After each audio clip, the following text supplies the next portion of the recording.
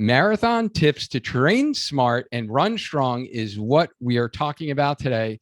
So, if you have an upcoming marathon on your calendar, this is one episode you don't want to miss. Have you been searching what are the best tips for marathon runners, or what should you not do during a marathon?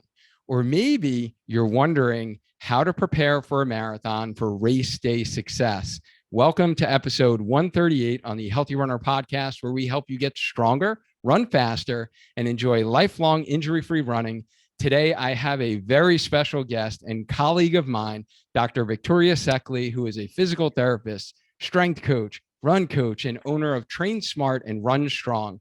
She is going to share her top marathon tips so you can train smart, but also run strong for your big race day. Thank you so much for accepting my invite, Victoria. This has been a long time in the making. Welcome to the show. Thank you, Duane. I'm really excited for this chat today.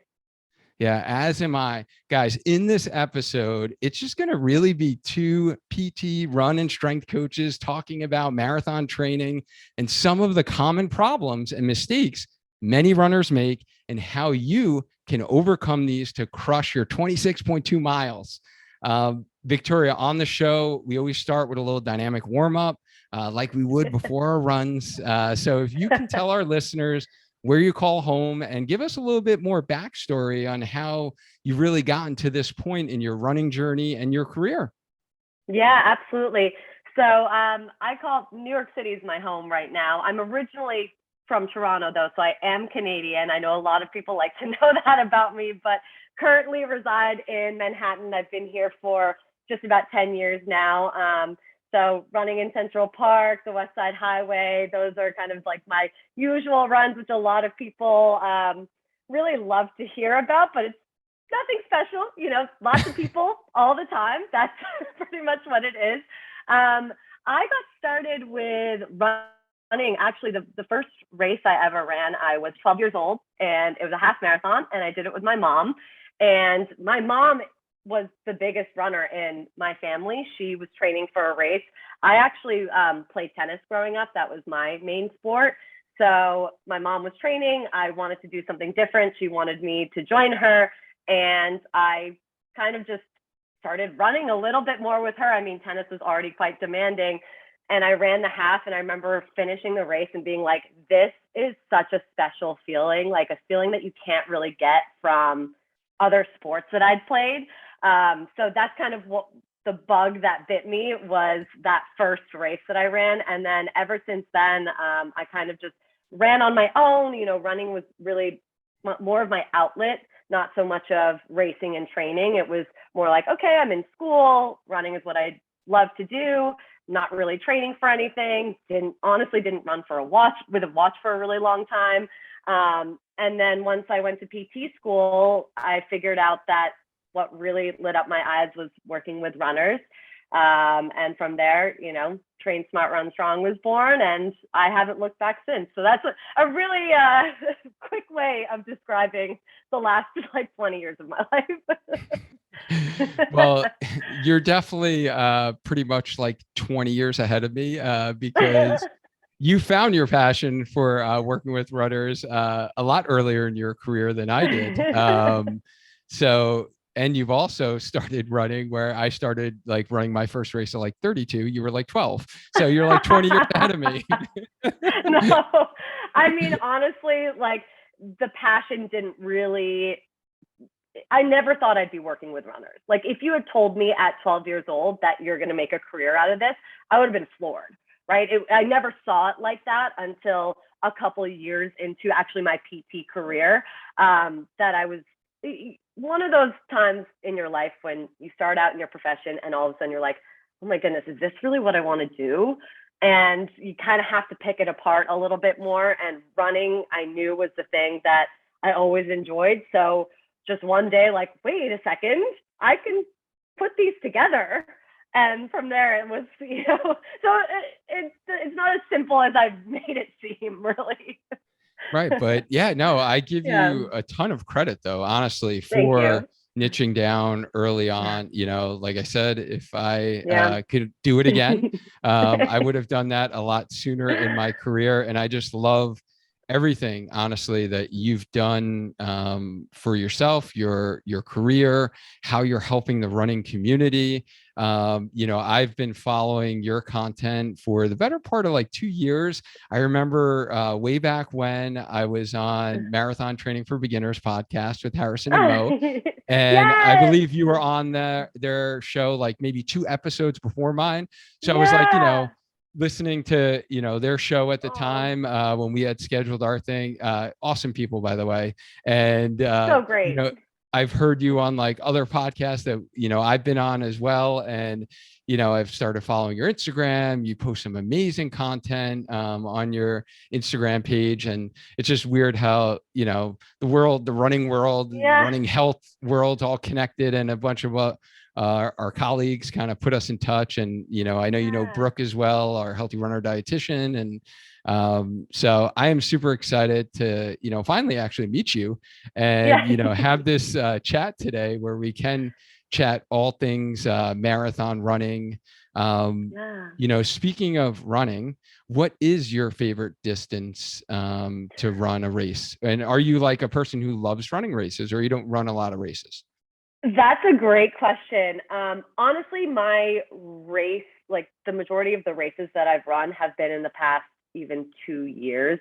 Not like I said, I really was running just kind of for me as a stress reliever with all of the other things going on in my life.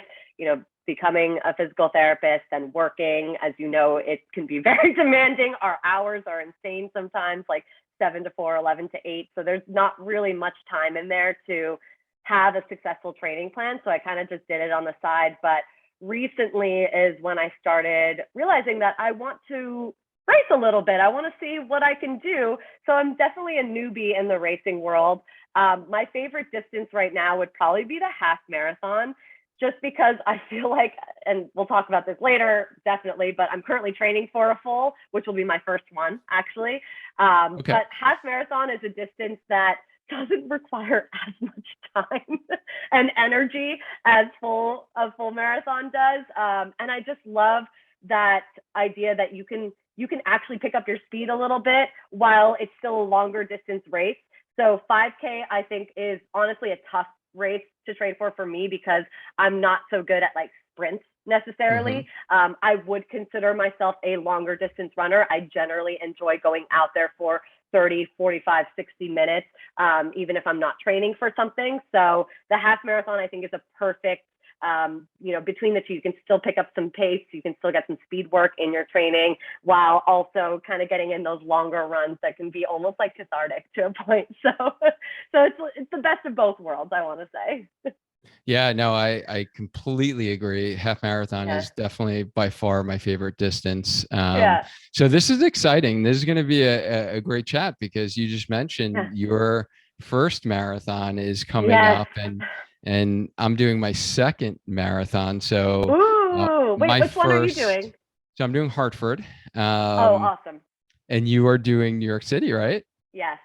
That's Yes. awesome. New York What City. a amazing marathon to have as your first. And Debut. that's what I always said was going to be my first. Oh, But yeah. it was because I'm originally from Long Island. So like I always loved going into the city, high school years, and always, Yeah. love New York City. I Yeah. personally wouldn't be able to live there, but I love visiting. I I don't just blame you. I just love visiting, love the city. And I was like, hey, that's got to be my first marathon. And then when I was training, it was actually right after I finished my PhD work. It was like graduated PhD. And then I was like, oh, that was like something really hard for the last 6 years of my life. What else could be hard? Let me run a marathon. So Oh my goodness. so that's when I signed up for Hartford. And I was thinking about like, I've always done the Hartford half marathon, and, did it for 4 years in a row. And I was like, you know what? It's like familiar territory. I know where to park. I know where to go at the start line. I know the food. I know what's on the course. It was like familiar Yeah. setting. And I was like, let me take away like that first marathon Yeah. anxiety stuff by Well, having that's at also least a special. familiar setting. Right. it's special in its own way too. It's like your grounds, your territory. I totally get that. Yeah. So did you enjoy your first one? I wouldn't say enjoy. I enjoyed the first 20 miles, like many people say. Yeah. And Enjoy is a then, weird word, I guess. yeah. So 5 years ago, that was before I became run coach, before I really, exclusively started working with runners and learned a lot more about marathon training. So I did all of the wrong things in terms of hydration, electrolytes, and I cramped up at mile 20. And even training wise, my training definitely wasn't anywhere near what it is now. And locked up like not even just like, hey, just the quads, just the cat. It was like quads, hamstrings, calves, both sides, like not just one side. It was painful, man. I was just, Oh, it's doing that painful walk, try to jog, but so then tough. have to walk. So those last 6 miles were not fun by any means. Yeah. But was I happy with finishing the distance? Absolutely. It was an accomplishment. Yes. Yeah. But that's why it took me 5 years to actually go Yeah. back for seconds. But Well, it's now interesting. I'm ready. It's interesting that you say that though, because so even though this will be my first one, I actually had trained for a marathon 2 years ago, and it was the day after my 20-mile long run that it was canceled due to COVID. So I was Oh, supposed to run the Toronto Marathon as my first one. That's what I always thought of would be my first full marathon, is in Toronto, my hometown. Like that was my right. first half. That was the whole thing. And so I was training in 2020. It's funny that you said you did everything wrong. I absolutely did everything wrong. I Yeah. think I ran all of my long runs at like 7:45 or something insane, which is, I can't even think about doing that now for a single long run. I was exhausted all the time. I wasn't fueling properly. It's almost like you have to go through that to Yeah. recognize, how faulty that is, even though we know better. Right. I surely knew better, but I held myself to a different standard, which is, looking back, was just such a terrible thing to do for my mental health, my physical health. Like everything was just not okay about that. And actually, after the long run, I was kind of, I was a little bit happy that it got canceled, because I knew I wasn't feeling right. And I mean, I wasn't like injured or anything, but just the fatigue, my energy levels were super low. I'd lost weight when I was training, like just all of the things that everyone says not to do, I did. And so technically, this is like my second time training for a marathon. And so feeling so much better. I also, one of the biggest things that I did for myself is I actually hired a run coach, even though, I'm a run coach, I have lots of athletes. That was the best thing that I could have done, because doesn't matter how much knowledge you have or what you think, you are always going to look at things differently when it's yourself. And it's so nice to have someone to talk to and to talk through different things and to have a different perspective on my training. And so highly recommend working with a run coach. So it's been like a game changer, and I'm feeling so much better this time around. Yeah. I could not Yeah. agree more. Yeah. Even just like offloading, right? The cognitive Yeah. load Yes, of you having to think about your own exactly. training with your clients and like everything else. And then, Exactly. yeah, just having that, outside objective view Yeah. on, right? Because we're going to be somewhat Yeah. subjective. And like you said, hold yourself to a different standard and be like, well, hey, I programmed this for like X client and they were able Yeah. to do this and they're a little older than I am and blah, blah, Yeah. blah. Right. And, Exactly. having a little bit more objective view. And Yeah. even like you said, just to be able, like I literally modified my plan today. It was the first time I ever did a Coach Lou, who's in our Healthy Runner coaching team, kind of is my coach, and Yeah. he programmed what he likes to call a spicy long run Ooh, last I week, where like I was that. doing basically, it was like a tempo at marathon Yeah. pace for Yeah. 3 miles and repeated that Yep. 3 times in the Yep. middle of the 16 miler. And it was hard. I got through it. Luckily, the humidity was so much better than it's been So in the much previous better. week. Um, Yeah. but and I recovered well, but I was still a little sore in my calves. And you know what? And Yeah. today was supposed to be a tempo day, a harder one, a 7 miler. And I was like, you know what? I'm going to adjust things a little bit. Let me move this. Yeah. You know, do you agree? And then he even had other thoughts that I wasn't even thinking of on how to modify this week's plan. Yes. So yeah, I would highly, highly recommend Yeah.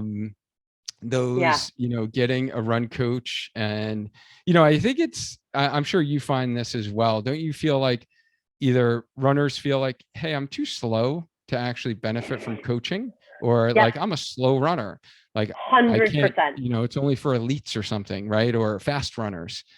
I get that all the time. Yeah. I almost think that those runners would benefit even more so than the professionals, the elites, and the really, much more experienced runners.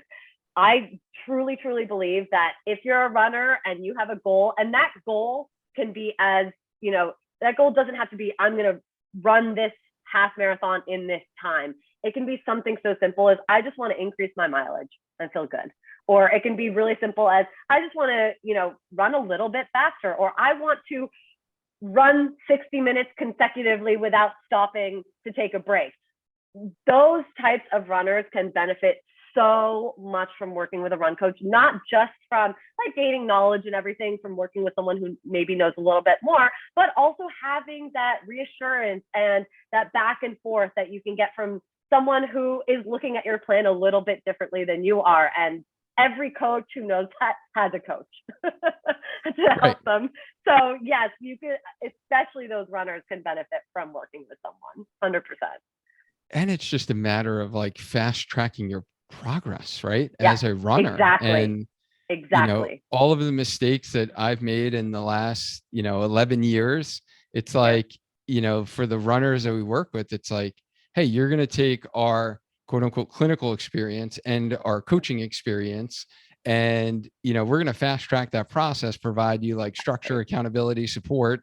And, why have you go through all of these like pain points and sticking points, like with running, when a coach can take care of that for you and offload it, so you're not having to worry about the other million things you have on your plate, like taking care of the family and work. And 100%. yeah, it's almost like a no-brainer. Yeah, I mean that, and I probably would have also said this last year, like before I started working with a run coach, but it's only solidified that point for me even more so.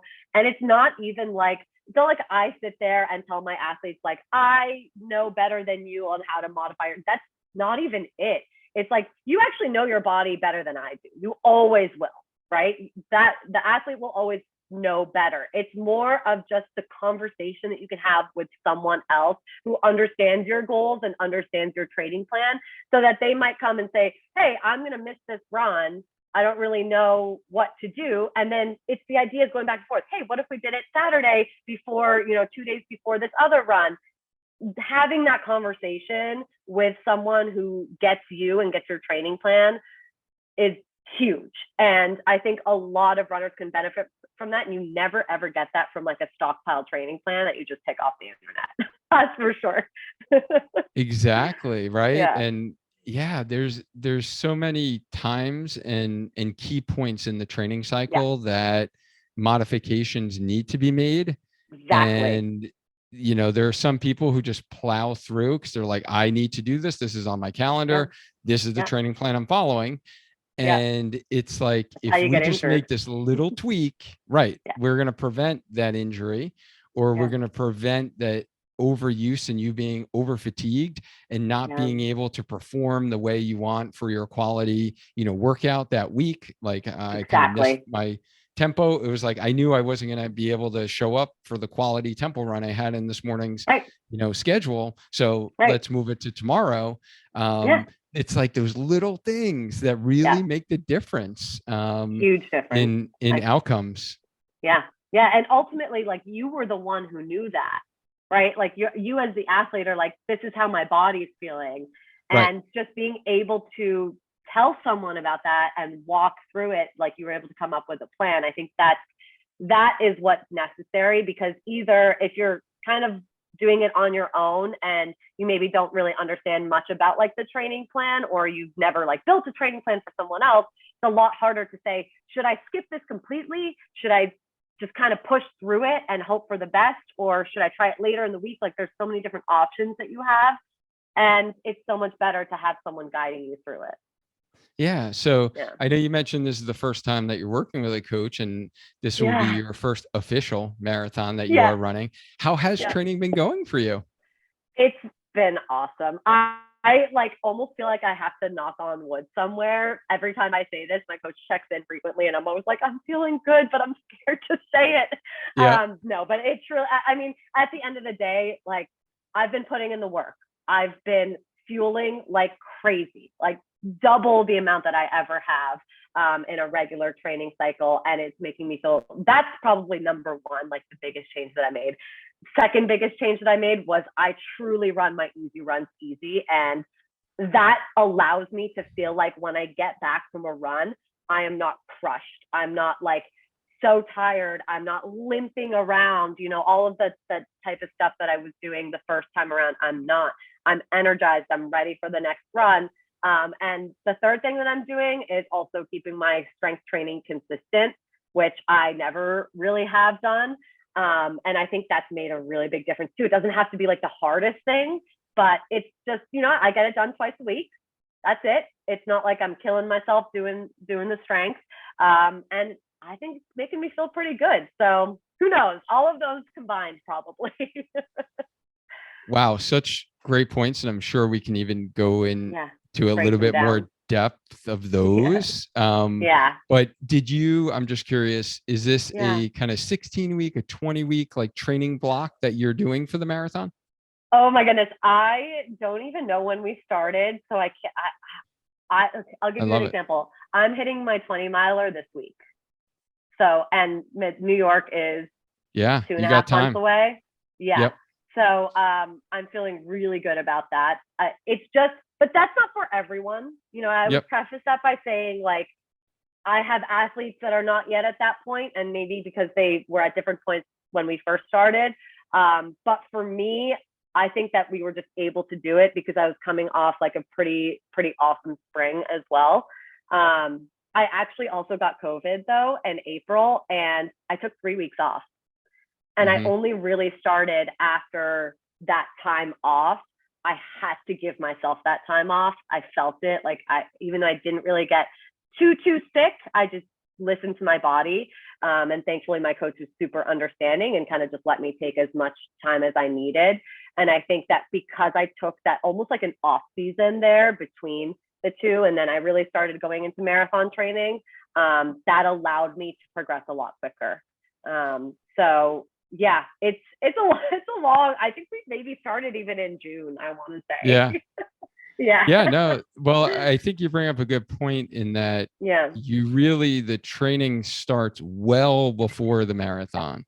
And maybe even that's where we could honestly start our kind of conversation here, our specific conversation on like, you know, tips for marathon training, is the training isn't 3 months, 4 months, even 5 months before the marathon, right? It's the body of work, right? Like hopefully the years that you've been running consistently and not just, hey, you signed up for New York or you won the lottery and it's like, oh, dang, now I need to start training, right? Like and that's what the majority of people do. I want to say, but I also think you make a really good point. I feel like runners have to start looking at their training in bigger blocks, like almost like a yearly calendar thing. And in that year calendar, it's not just continuous training.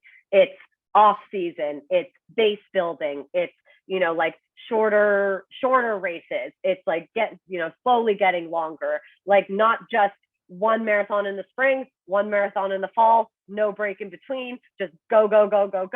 Like that's not really a sustainable model for most people. I get that some people can do it, but I also think that maybe you have to start looking at their training even further. Like maybe they took a whole year off and they just are feeling much better. They're in a better place and they have that amount of energy. Or you can really start to nitpick and be like, okay, but how many injuries did they really have? How are they really truly feeling? Because I think just going race to race, back to back without taking any time in between, probably not for the majority of us. I know it's not for me in general. So looking at it as a whole is a really, really good point. I couldn't agree more. I think getting into a race, a training block or a training for a race too quickly without the body of work, like you mentioned, the base training phase of really building that solid foundation for which the training comes on. And then also running too many races, people getting super race happy. They want to do all these races and they're really, you know, taking away from their primary goal. I've done less and less races, you know, the last 5 years. I used to do 3 to 4 half marathons a year and like 4 to 6 5Ks, maybe a 10K, or maybe a 10 miler. But I've definitely, you know, gone a lot less and really focused on the process, focused on, you know, the base building, focused on all those kind of principles. And I could really see the benefits. And we see so many like runners who get injured because they are just race happy. Go.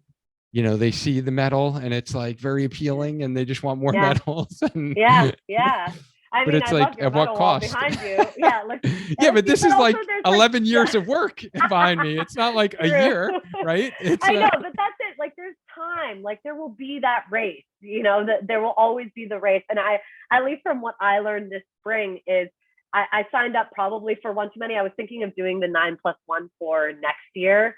And I actually decided I'm not going to do it, but that also kind of gets to you and you're almost like, oh, I'm just going to sign up for this one and I'm not going to race it. I can't not race a race. Like I showed up to every single one of those races and I pushed myself hard. And it is not easy to just show up to race and be like, I'm just going to take it easy, like a walk in the park. Most runners are competitive and we like want to hit our PRs. And even if we say we don't, there's something about that race atmosphere that almost pushes you to a little bit more than you necessarily thought you would. And we got to be careful with that. You know, I think there's something to be said about like not continuously having a race on your schedule and just kind of allowing yourself to chill and maybe put your focus somewhere else. Yeah, same. I cannot run a race easy or just like wave to people smiling. I try to smile because I hear that makes it easier mentally, you know, so even though I'm going hard, I'm smiling. I am giving a wave, you know, maybe not the last, you know, mile or two of a half, but, you know, I'm trying to smile. But yeah, it is not a fun run by any means. I'm like, hey, if I paid for this thing, like I want to like test my fitness and like see where I'm at, right? Like you get a little competitive edge. Totally. And, all right. So let's get into maybe some specifics. What are let's go with kind of most common problems or issues that you find with a lot of the runners you work with regarding their, let's go, maybe we'll bucket this into like run planning or running, strengthening or strength plan, and then maybe even some like race day prep stuff and things you've learned, you know, over the years and common mistakes that you see in runners. So let's talk kind of running. And I know you had mentioned one thing that you've done is, you know, making sure that you are running those easy runs easy. Is that one of the most common things you see in the runners you work with, or is it something else? 100% easy running. I mean, and it's hard because I think a lot of runners are kind of stuck too on like monitoring their heart rate, doing this, doing that. And we almost kind of lose touch with what our effort level actually is. I think a really, really good way to train that, like if you're going out there and you are scheduled for an easy run, and let's say it's not your long run, because that can be a harder one, but it's an easy run during the week, and you feel like you end that run and you're still tired, or like that was hard, you're kind of panting a little bit. I always like to say, you got to drop the pace down. When you can end those easy runs and feel like you could still run forever, that's how you want to feel when you're ending an easy run. Like you could keep going. And I think there are some tips to doing that. Running with a friend is huge, because conversation pace, that it's named conversation pace for a reason. You have to be able to keep a conversation.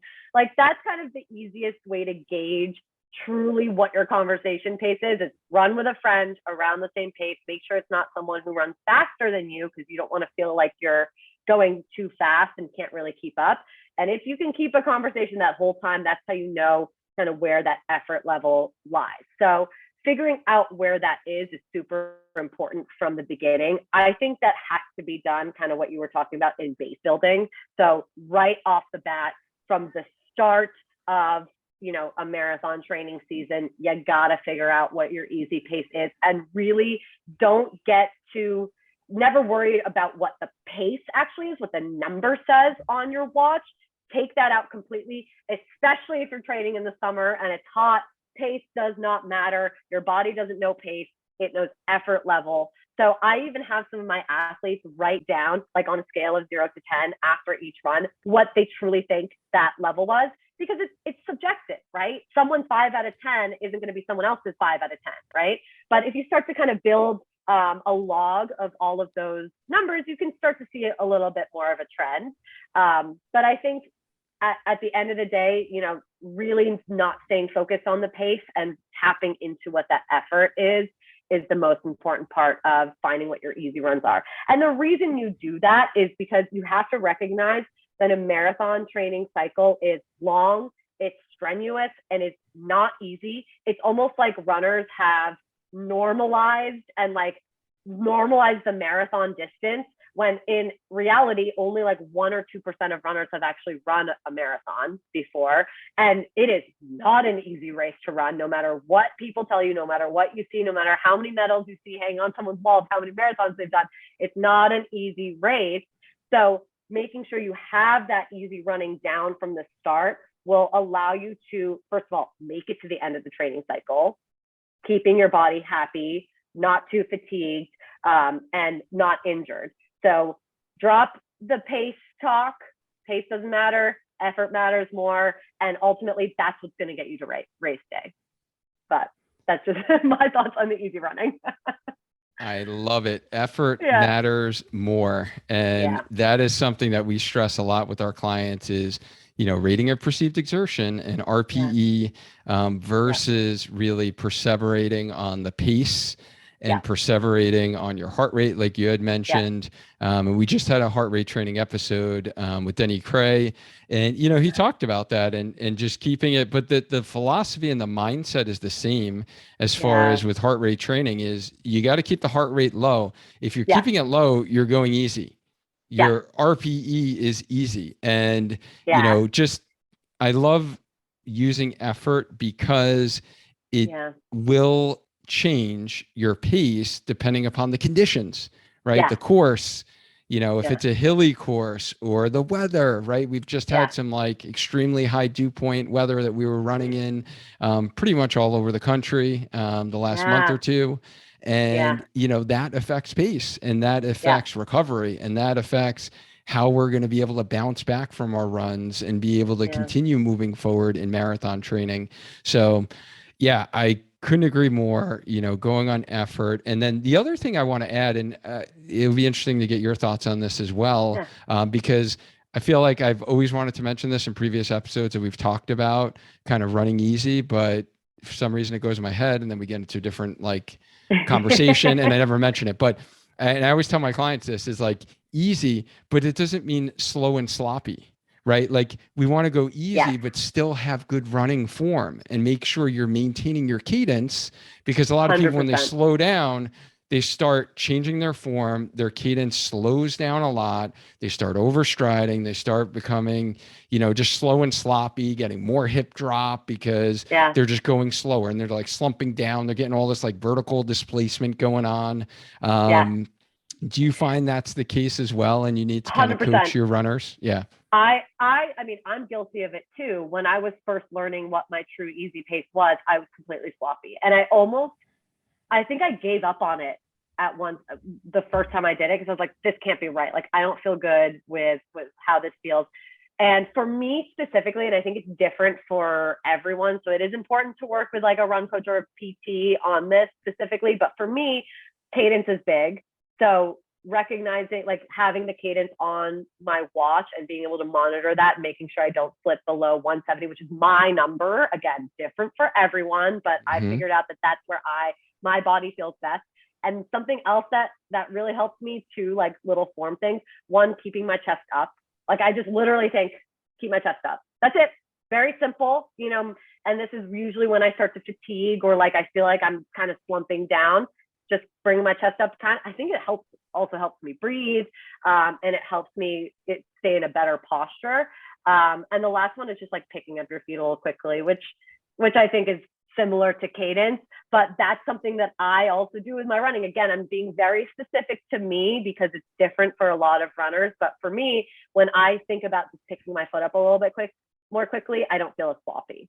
But that's a huge point of it, is like, you almost have to, you have to maintain that strong position and that strong posture. You can't just like, okay, step after step, like, this is so easy, whatever. It's not about that.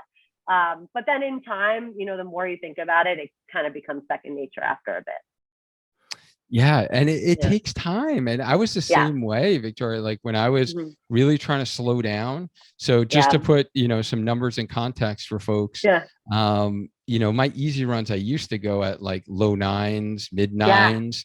And Me too. now I really hang around 10, Yeah. anywhere from like 9:45 to 10:30. And sometimes even for my long runs, I'll go to 11 for like the first mile or two, just to start super conservative. Or if I'm doing something like, I mentioned doing the spicy long run with some like, marathon paced miles, when I'm Absolutely. doing the rest in between, those easy miles are super easy. And, I'm making sure that they You aren't, cut out there. Sorry. I couldn't hear you with the last 30 seconds. yeah, So sorry. my apologies. My internet, Yeah. for some reason, was a little unstable. I think it was thinking um, about my mental capacity being unstable, but it was just my internet.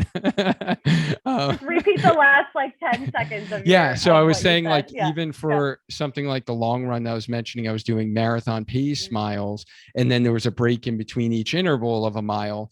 That break in Right. between was like super slow. I was like 10:45 to 11 Yep. pace, but I do the same exact thing on my Garmin. I programmed a specific screen that has, the variables I like to look at, which is basically Yeah. cadence. Yeah. I do like to, see what the pace is and see, how Right. fast I am going, but I Me am too. looking at that cadence. And for me, my number has improved. So it Yeah. is like Awesome. Yeah. 168. Yeah. And That's I great. strive for 170. Yeah. But and I like that you mentioned that, just in case other folks are listening. They're like, well, I thought cadence supposed to be 180, right? Like that's what people preach. And I Yeah. find it extremely rare to ever run into a runner who has 180. And I would Right. agree that that's 100%. not normal for everyone, and it does Yeah. depend upon the person. Also depends upon your height. Yeah. So if you're Yeah. really tall, you got really long legs, it's going to be Yeah. harder for you Yeah. to have a faster cadence. Yeah. But yeah, like you said, like just getting that feedback and being able to see in real time, how do I feel? Am I keeping it easy? Okay, this does feel easy. I can hold a conversation. Hey, I could be Yeah. out here for hours if I really wanted to. And oh, by the way, let me, pop my watch over and check my cadence, and just to make Yeah. sure that I'm not. But now I Yeah. notice that when I check, I'm like, wow, I was actually It's actually good. right on Yeah. track. And honestly, Yeah. 2, 3 years ago, when I first got my Garmin and I started looking at that variable, it was a lot slower. Every time I Yeah. would like Me too. get into the long run, and Yeah. as the It long always run went drops on, down. yeah, Yeah. it would continue to Yeah. drop, Like continue a to drop. And I fatigue. was like, what the heck, Yeah. man? But I Yeah. do the same thing as far as like, I just think of like running on hot coals, or I do Yeah. like the cue of like chest out, head up, almost like Mhm. string pulling your head up. Yes. And then the other one that I found helpful for myself is like, just think knee drive, almost like leading Yeah. with flexion Yeah. versus kicking out in front of you. And just think Absolutely. knee drive, and just like visualizing, like Yeah. that sagittal plane view, that side view of a Yes. runner with like their knee Yes. up. It's a Um, beautiful picture. yeah, Yeah. yeah, that Yeah. helps me kind of increase that. So yeah, I Yeah. think that's a Absolutely. very, very valuable point. Any other things that you recommend for your runners who are going through marathon training in regards to like their run plan? Yeah. In regards to the run plan, definitely, I would track, I'm going to preface this by saying you can still train for a marathon and it be like time based versus mileage based. That's okay to do. Actually, a lot of my midweek runs are time based and weekly runs are mileage based, but I still overall do track my weekly mileage. And I think that has been huge for me, especially with the long runs.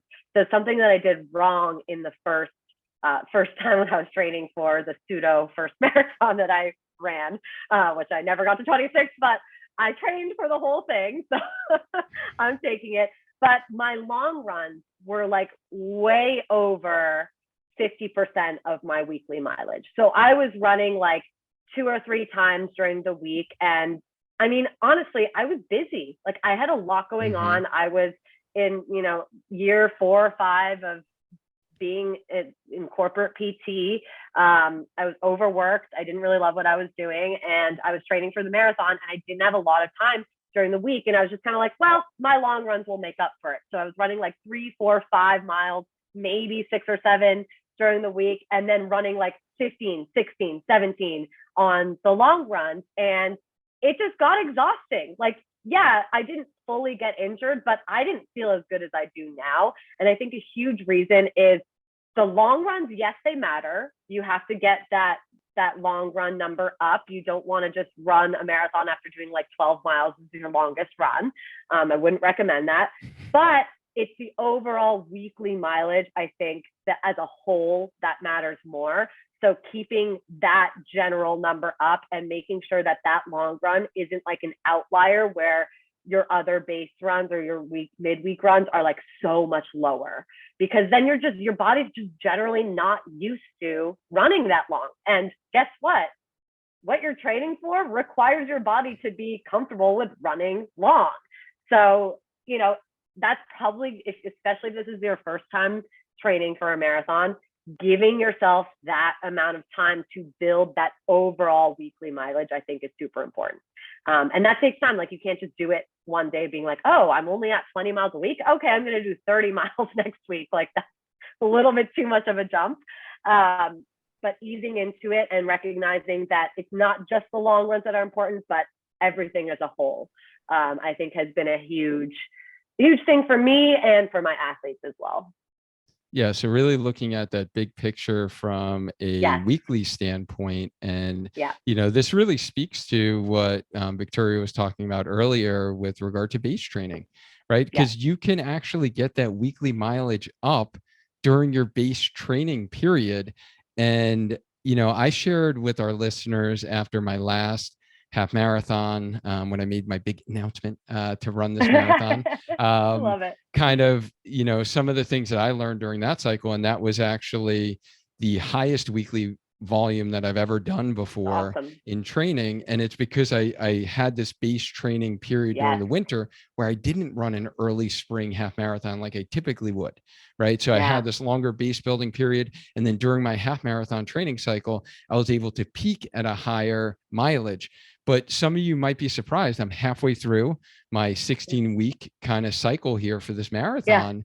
And my weekly mileage is actually still less than it was at the peak of my half marathon training. Right. So, I think you make a good point as far as like not jumping up too quickly, but being at a place, because my body is getting new stress with these long runs that I just mentioned, that I did a 16, I haven't done in 5 years, right? Like that is stress to my body. I don't want to be increasing my weekly volume at the same time that I'm adding stress, for these longer long runs as well. So kind of taking a look at that big picture. I love that you say that, because that's another really good way to kind of look at your week, is like how many like stressors do you have in that week. So long run, definitely one of them. That's a harder run in the week. A quality workout, one that you have speed, that's something that's going to give a little bit more effort. Even I would say, a day where you're including strength training on top of a run, that's a hard day. Making sure that that's not every day for you, right? You don't want every single day to be like, you're doing a quality workout, you're doing a run with a strength day, you're doing, a long run the next day, all of these things going on. You want to have enough recovery time. And that's, again, going back to the easy running thing. That's what those easy runs are for, right? Like having a little bit of time in between those quality workouts or those hard sessions, and recognizing that you don't want to change too many of those variables at once. You don't want to increase your mileage while also adding new speed sessions, while also doing, like all of the things at once. And that can also probably take us to the strength training stuff. But I don't know if you wanted to add to that. Yeah, no, I just couldn't agree more. And then the only last thing that I would add in there, because I don't think I've mentioned this before in a previous episode either regarding the run plan, is the importance of the long run and not breaking it up. I have so many people I hear about oh, the weather, this and that excuse here. And you know what? I was supposed to run 12 and I ran 8 and then I'm going to run 4 tomorrow. It doesn't create the same stimulus that training is intended for the marathon distance. You need the time on your feet. You need to be out there for hours because your race is going to be hours. Whether it is 3 hours, 4 hours, 5 hours, 6 hours, you're going to be out there for hours, and you need to allow your body to adapt to the demands of being out there for hours. So I couldn't agree more. You can't break up the long runs, guys. If there's anything to sacrifice and modify in your week, it will be moving around some of those shorter runs, maybe modifying your mileage, but you can't miss those long runs.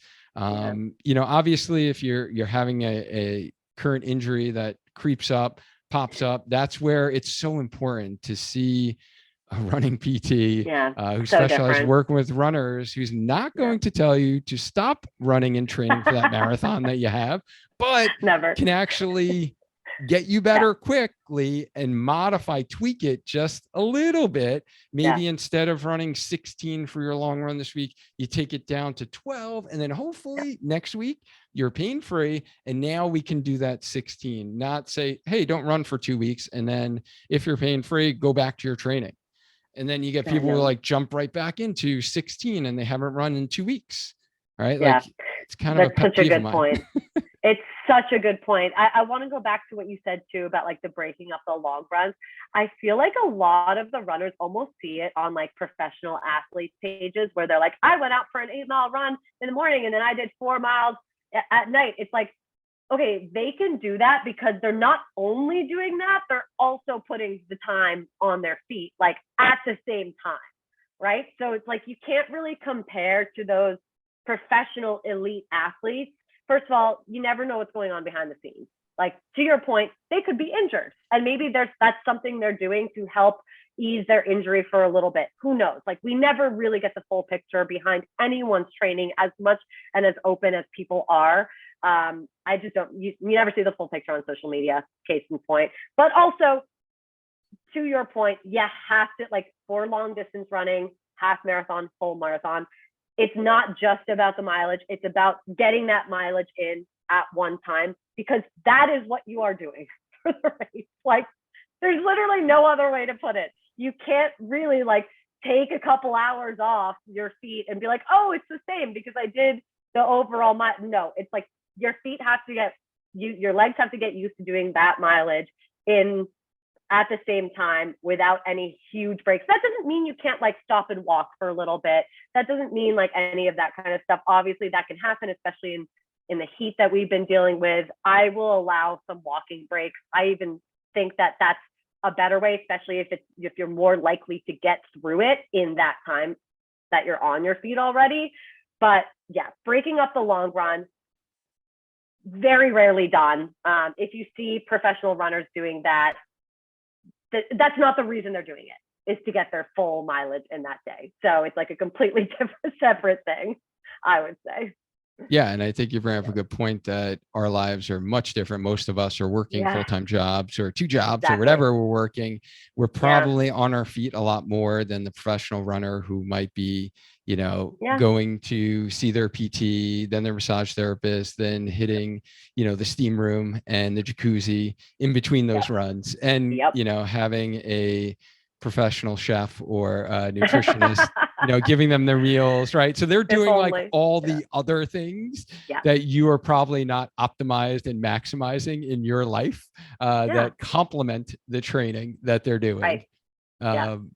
All right. So Exactly. those are some of the big kind of run tips and mistakes. I think we hit upon a good amount. Yeah. So let's get to this topic of something that I know the both of us are very passionate about. And I think it is, something that, when we work with our runners, we're not only giving them run plans, but the strength training is, if anything, almost as important as the run plan. And I never ever call it cross training. I know some people think of it as cross training, which I think is crazy. Not correct. I'm so passionate about it. And I've seen Right. your posts on Instagram, and I know you are as well. And it Yeah. is a firm belief system. But I guess, everyone who's listening to this probably heard me, rant on this topic before. But, why is strength training so important for someone who's training for the marathon? Like, aren't they doing Yeah. enough stress to their bodies, like training for a marathon? That's a really good question. It's a great way to pose it. And ultimately, here's why is, first of all, you got to look at strength training as different than running. Like, it is not, and I think a lot of people get this mixed up because they love doing like HIIT classes and like a lots of jumping in their workouts. And they're like, oh yeah, I'm like jumping because I'm running and running is jumping. They're actually like, I see them as two completely separate things that runners should be doing both of. So you have your runs, which you work on your endurance, you work on cardiovascular, you work on spending time on your feet. All of that kind of stuff is great when you're running and when you're marathon training, right? You already have that. What the strength training is doing is really almost like prepping and priming your body to be able to handle those high demands that running is asking you to do. So strength programs are not going to look like running. It's not like you're going to end the strength session sweaty and like, as fatigued as like a long run, right?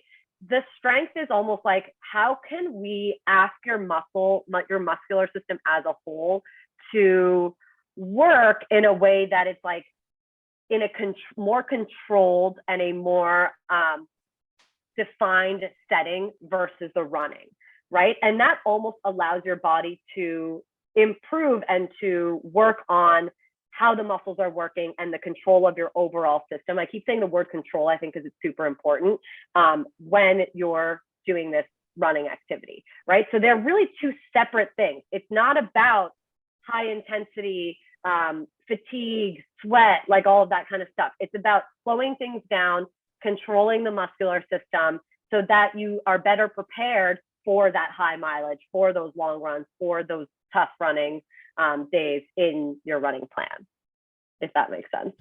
Oh, it makes complete sense. If I made sense. It makes complete sense in my mind. Yeah.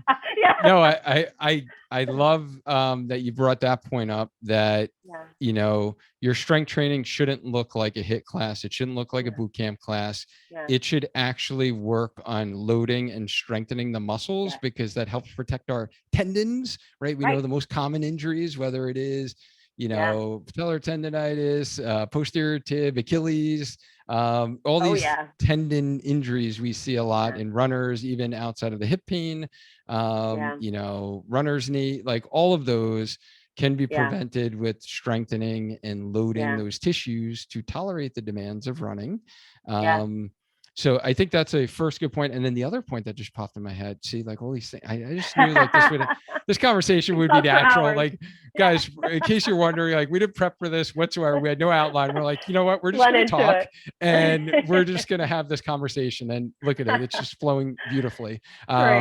Is the concept of, I get a lot of runners who are running and they still have the mindset of it's exercise. And when I exercise, I need a hard workout where Yes. I need to be sweating. I need to feel at the end like, Yes. oh my goodness, I taxed my body. That means I did something good. That means I like exercised. And those that come from whatever it is, like the cardio, like the old school step classes, or the old Exactly. school, like, or even like honestly, some of the spinning classes, right? Where it's like every single time you go, you're freaking dripping sweat, right? Like if you come from that mindset and you want to become a runner and you want Right. to do it in a healthy way for Yeah. longevity, and you want to Yeah. run a marathon, let's say, like every run, so just going back to the run just for a little bit, is not going to feel like a cardio workout where Yes. you've taxed your body, where you're dripping sweat. Like you mentioned, when you finish that easy run, you should be able to do it for like,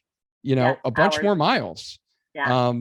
So that's the like big mistake I find with a lot of novice runners is they Mm-hmm. think that, oh, when I go out there and run, if I'm not sweating and panting, Yeah. and that means I didn't do anything. That Yeah. means Didn't work no, hard like enough.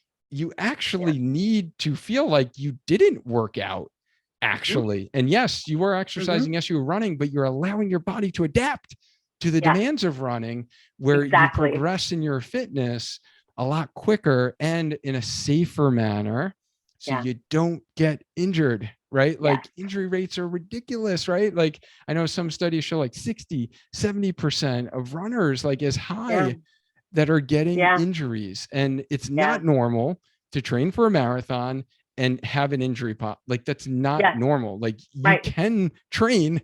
without actually suffering an injury.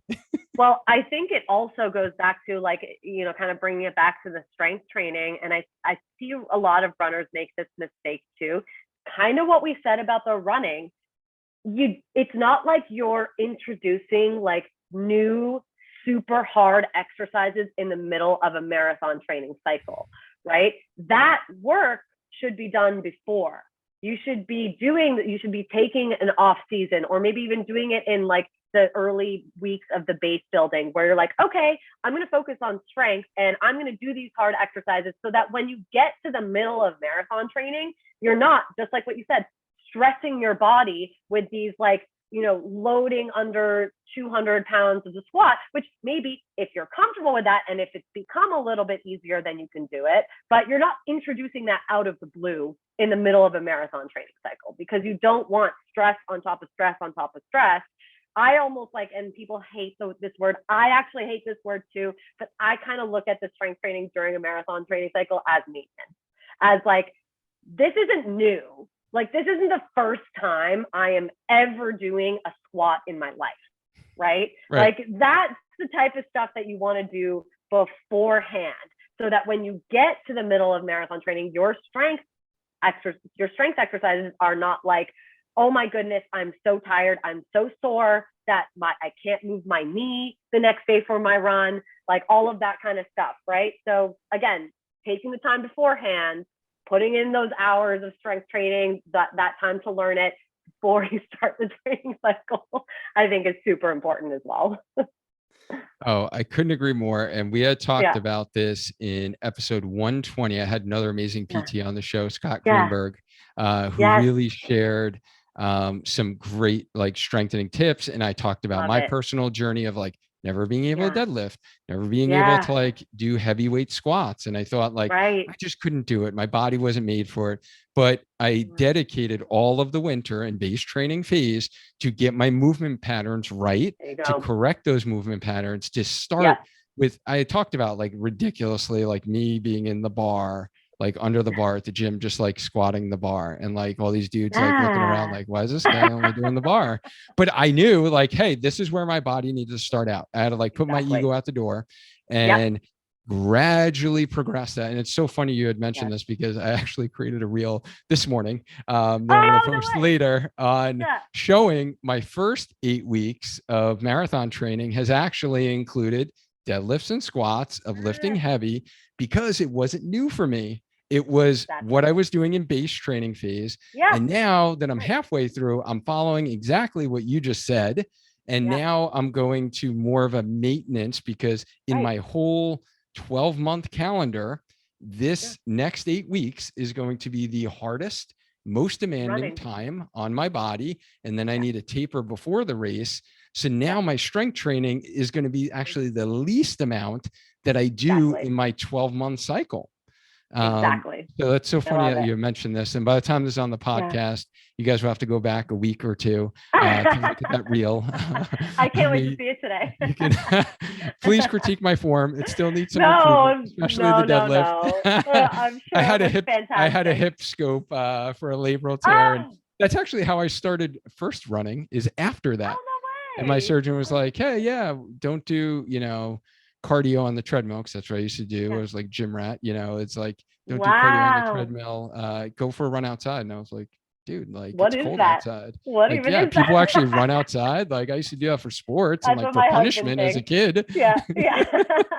That's how my husband is. He refuses to run outside. He only runs on the treadmill when he goes to the strength room. And I'm like, that sounds awful. Yeah. So my hip mobility is still pretty limited from my FAI on my left side. But yeah. So I love those points about strength training, not introducing something new as your marathon training, that you should have already been doing it in base training. I love that you said it's kind of in quote unquote maintenance period. You're not, you're doing familiar exercises. And this is the time that I love to double down on the run specific muscles, like the glute med, right? The side hip muscle, the deep external rotators, like my Achilles endurance, like make sure that all those little muscles, the ones that are basically forgotten about by most or not included in most general strength plans, but are important for runners, and my single leg stability. I feel like this is where I really like double down on those like little really pinpoint specific exercises. What are your thoughts? 100%. I completely agree. I mean, that's really what I look at strength training as. It's like, running is such a motor control activity. Like, we kind of just go out there and we run. It's not like we're thinking about our glute med firing when we're standing on one, like that's not really what running is for. That's what strength training is for. Like, break down those movements, work through them with control. It's about moving through the range of motion that you have, but you're able to do it without like falling over or breaking down. And that's also, I think, a huge misconception of strength training. I truly believe that if people just slow down their exercises, like, it doesn't really matter what exercise you're doing, just do it slower. Like, you don't have to rush a single leg squat. You don't have to rush any of this stuff. And you will see it's a lot harder, but you're actually working on that control of that muscular system. And that in turn will move towards more stability and more control in like the motor control activity, like running, but more subconsciously, because I don't think that you have to be thinking about like squeezing this glute muscle and working this part of your calf when you're out for a run. I mean, maybe there's times in like injury phases, but like that's too much to think about. Like, I like to put in my headphones and go. Agree. I want that stuff done, and that's actually why I don't really always listen to music when I'm strength training, because it's about like moving with intention at that part so that I can enjoy the movement and like kind of, think about other things on my run, which is my favorite part of running. Absolutely. Right. And just let your mind, be free and alleviate all the mental, stresses and to-do lists that we have going on in our heads. So this was definitely, I'm sure we can continue to chat like for 2 or 3 more hours. Oh my goodness. But if we had a 2 or 3 hour podcast episode, probably no one will listen to it. So I'm definitely going to have you back on the show. Is there any, quick really recommendations or big things that you see for like race day prep for a marathon for runners? Race day prep. I mean, I can't stress enough, like in terms of fueling and all that kind of stuff, which I'm sure that Brooke goes over in some of your earlier podcasts, but like that kind of stuff should already be done beforehand. So really setting yourself up for race day is like the best race day prep you can ever have. Like, going into race day, you shouldn't be scrambling, like, wait a second, which gel should I take? What breakfast should I eat? Like, all of this should be thought of beforehand. So if you're listening to this podcast and you're like weeks before your race, I mean, start thinking today what you're going to eat on race day. Does that sit well with your body? Try it out. do it twice, do it 3 times. I mean, don't do it every day because you might get sick of that meal come race day. But race day prep is not about waking up on race day and being like, oh, what should I do today? It is very much like this is a plan that has been set in motion weeks before. And so that when you wake up on race day, it's like everything's done. Like, you know what breakfast you're eating, you know what clothes you're wearing, you know what shoes you're wearing, because you have done it before and you're comfortable with it, and nothing new changes on race day. And that's like the best piece of advice that I can give, at least from like my experience this past spring when I was running races that I didn't think were, important. I remember one day I like forgot to put on deodorant because I was rushing so much, and I had to stop in CVS and like buy a deodorant, and I like threw it out, and I was running late, and like all of it, just crazy stuff that just made me so much more stressed. And like, right. Obviously, if you forget deodorant, that sucks. Like, nobody's really going to care. But if I had been more prepared and like figured out what I was wearing, already knew my shoes, already knew my breakfast, it probably wouldn't have been as likely to do that. So right. preparation, like 100%.